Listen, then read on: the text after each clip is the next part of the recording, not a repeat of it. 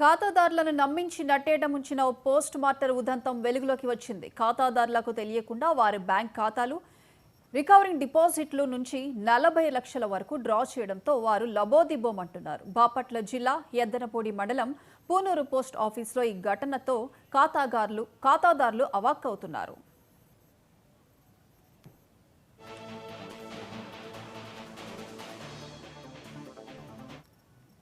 Post master Kalyan రావు గత 20 ఏళ్ల నుంచి పూనూరు పోస్ట్ ఆఫీసులో పనిచేస్తూ ఉండడంతో గ్రామస్తులందరూ బాగా పరిచయమయ్యారు.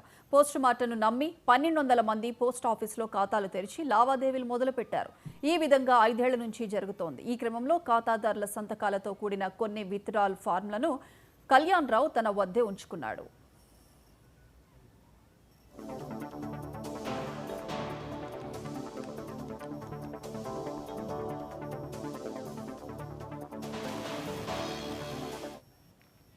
గ్రామస్తులకు డబ్బులు అవసరమైనప్పుడు కొందరికి ఇస్తూ మరికొందరికి ఇవ్వకుండా ఏవో సాకులు చెబుతుండడంతో అనుమానం వచ్చి నిలదీశారు.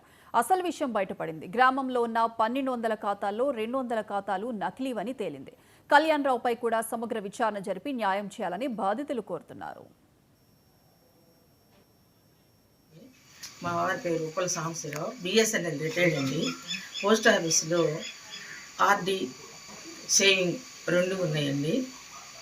అది హాస్పిటల్లో ఉన్నప్పుడు డబ్బులు డ్రా చేసుకొని పోస్ట్ మాస్టర్ కళ్యాణ్ రావు సైలెంట్గా నేను కాదు మీరే తీసుకున్నారు, ఆయనే తీసుకున్నారు, నాకు సంబంధం లేదు అది ఇది అని చెప్పి పక్కాగా పట్టుకున్నామండి. హాస్పిటల్ రికార్డు ప్రకారం మొత్తము 20-40 వేలు అండి. 2 ఒకటేం 17.5 వేయండి. అదేమంటే రెక్లెస్గా సమాధానం చెప్తాడండి. ఏం చేసుకుంటారు చేసుకోండి, ఎవరో చెప్పుకుంటారో చెప్పుకోండి అని చెప్పాడండి. మొత్తం పట్టుకొని పర్చూరు పోయి కనుక్కుంటే మొత్తం కట్టలేదని వచ్చిందండి. తర్వాత శ్రీరార కంప్లైంట్ ఇచ్చాం. శ్రీనివాసరావు గారు, మోహన్ రావు గారు వచ్చారండి.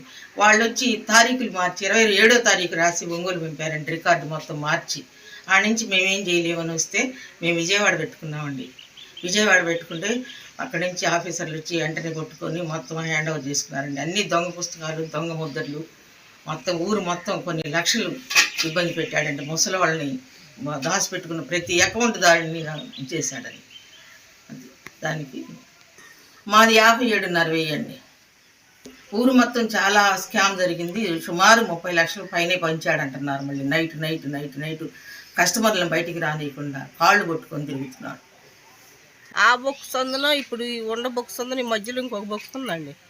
అసలు ఆ బొక్కు కాని రకం చేశాడు. అసలు మరి దాంట్లో ఎంత ఉండయో, ఎంత తీసుకున్నామో, మరి ఆ వడ్డీ కూడి మరి దాంట్లో ఎంత వేసాడో మాకు పోయినం లేదు.